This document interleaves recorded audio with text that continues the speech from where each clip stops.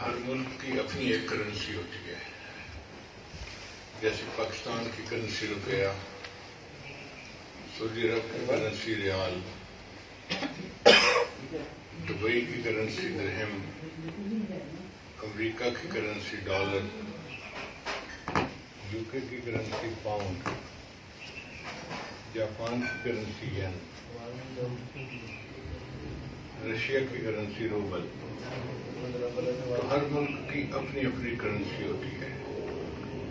دیکھا یہ گیا ہے کہ انسان جس ملک میں رہتا ہو، اگر اس کے پاس وہاں کی کرنسی بہت ساری ہے تو اس کی زندگی سہولت سے گزرتی ہے. وہ جہاں چاہے اچھا گھر خرید سکتا ہے، گاڑی خرید سکتا ہے، شادی بیاہ کر سکتا ہے، عیش کی زندگی گزار سکتا ہے اگر اس کے پاس اس ملک کی کرنسی ہے. اگر اس ملک کی کرنسی نہ ہو تو پرابلم پیش آ سکتے ہیں. ہمیں ایک مرتبہ خود یہ تجربہ ہوا. ہم پوری فیملی عمرے پر گئے تو میرے بیٹے کے ہاں چھوٹا بچہ تھا، بہت اچھا بیبی تھا. جیسے ہم جہاز سے اترے اس نے رونا شروع کر دیا. تو میں نے پوچھوایا عورتوں سے کہ یہ بچہ کیوں رو رہا ہے. ان کا جی کہ یہ بچہ ڈبے کا دودھ پیتا نہیں اور یہ فریش دودھ پیتا ہے اور اس وقت دودھ ختم ہو گیا ہے، اس لیے یہ رو رہا ہے.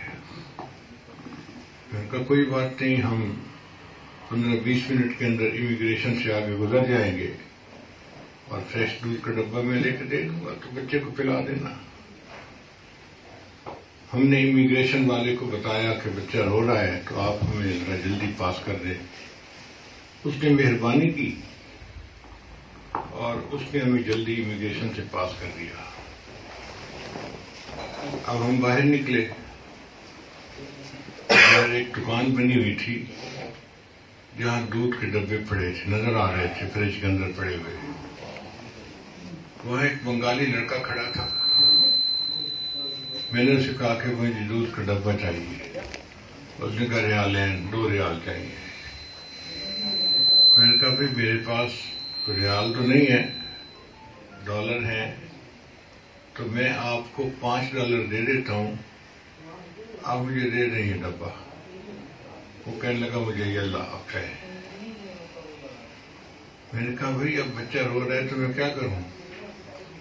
اس نے کہا جی وہ سامنے کرنسی کی دکان ہے، وہاں سے ریال میں چینج کروا کے لائیں، مجھے تو 2 ریال لینے ہیں تب آپ کو 2 دینے ہیں. میں کرنسی والے کی طرف بھاگا تو نماز کا وقت تھا اور کرنسی والے نے دکان بند کر دی تھی. اب میں پھر اس کے پاس آیا. میں نے اس کو کہا کہ بھائی میری کرنسی چینج نہیں ہو رہی، نماز ختم ہونے میں آدھا گھنٹہ لگ جائے گا اور بچہ آدھا گھنٹہ روتا رہے تو ہمارا تو دل برداشت نہیں کرتا اس کو، تو آپ پلیز مجھے دے دیں. اس نے کہا جی ریال ہیں، مجھے 2 ریال چاہیے، میں نہیں دیتا. میں نے اس کو کہا کہ اچھا ایسے کرو، میں آپ کو $10 دیتا ہوں. انہوں نے کہا یہ اللہ. میں نے کہا اچھا بھائی میرے پاس $50 کا ایک نوٹ ہے، وہ دے دیتا ہوں. اس نے کہا نہیں. پھر میں نے اسے آفر کی اچھا میں آپ کو $100 دیتا ہوں، آپ مجھے $100 کے بدلے میں دودھ کا 1 ڈبہ دے دیں. اس نے کہا جی آپ جائیں، میرے ساتھ اب بات مت کرنا. جب اس نے روڈ ہو کے مجھے کہا نا کہ اب میرے ساتھ بات نہ کرنا، تو ایک عربی نوجوان قریب سے گزر رہا تھا، وہ کھڑا ہو گیا. اس نے مجھ سے پوچھا کہ مسئلہ کیا ہے.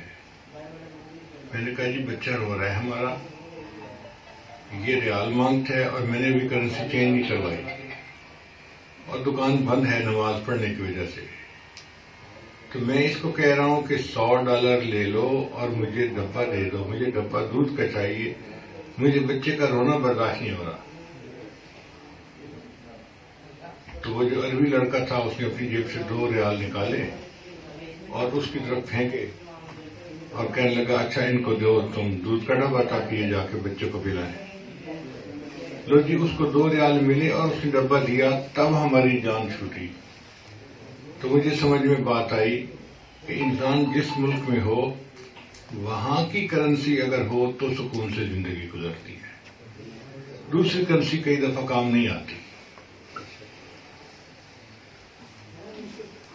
جس طرح دنیا میں ہر ملک کی اپنی کرنسی ہے، اسی طرح اللہ تعالیٰ نے نیکیوں کو آخرت کی کرنسی بنایا ہے۔ جس بندے کے پاس زیادہ نیکیاں ہوں قبر میں بھی آرام سے رہے گا، حشر میں اٹھے گا تو لوگ دھوپ میں کھڑے ہوں گے اور یہ سب عرش کے سائے کے نیچے ہوں گے، یعنی ایئر کنڈیشن ان کو اکوموڈیشن مل جائے گی وہاں پہ۔ پھر پل صراط سے عام لوگ تو مشکل سے پار ہوں گے، اور یہ تیزی کے ساتھ جیسے اڑتی ہوئی کوئی چیز چلی جاتی ہے، پرندہ نکل جاتا ہے، یہ پل صراط سے ایسے پار ہو جائے گا۔ پھر جنت میں تھوڑی نیکیاں والے تو نیچے کے درجے میں ہوں گے، اس کے پاس نیکیاں بہت ہیں تو اس کو اونچے درجے میں نبی علیہ السلام کے پڑوس میں نیبرہڈ میں جگہ مل جائے گی۔ اس لیے ہمیں چاہیے کہ ہم جتنی نیکیاں